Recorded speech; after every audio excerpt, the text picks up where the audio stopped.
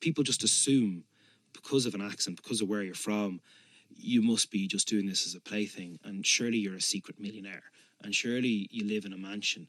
Yeah, you work hard and manage to buy a house. You know, most people do that. That's what you do.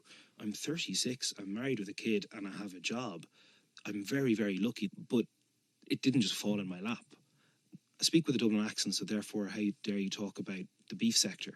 I worked in international trade for 4 years. My granddad was a beef farmer. My dad worked in the Agri sector. I'm not going to pretend like I'm an expert, but I'm allowed read the farming section of the Irish Independent and not be mocked.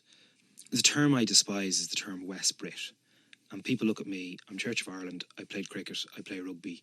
They love to call me West Brit. And my mother raised me to say that is the equivalent of being called an Uncle Tom.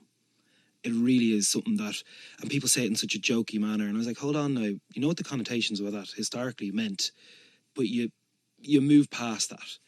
But one thing I really hate is when someone talks about your physical features. You know, I used to be a lot bigger. Like, I remember someone goes to you, by the look of you can tell you're a typical greedy politician.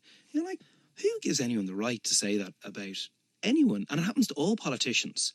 You know, they'll criticise someone for having a suntan. They'll criticise someone for not combing their hair in the morning, and it happens across the board. And I really, really hate when people pick on the personality, the individual, because that's what maybe not hurts the person the most, really does hurt their loved ones. And it's really unfair. And finally, I know you're involved in the Irish parliamentary rugby team. Yeah. What do you get out of that? It's a great leveller. Like, I never thought I'd be sharing a shower with a Sinn Féin TD. But once you've done that, all of a sudden, you don't get as nasty to each other. You just realise we have something in common. You know, we can always bring it back to, did you see the match? We play the Commons and Lords every year. I can go over to Westminster tomorrow and I'll have 10 guys who will meet me for coffee, who will bring me into Westminster, who will sit me down and say, look, don't worry, no one's out here to get you, if they even know who you are. You've always got a friend.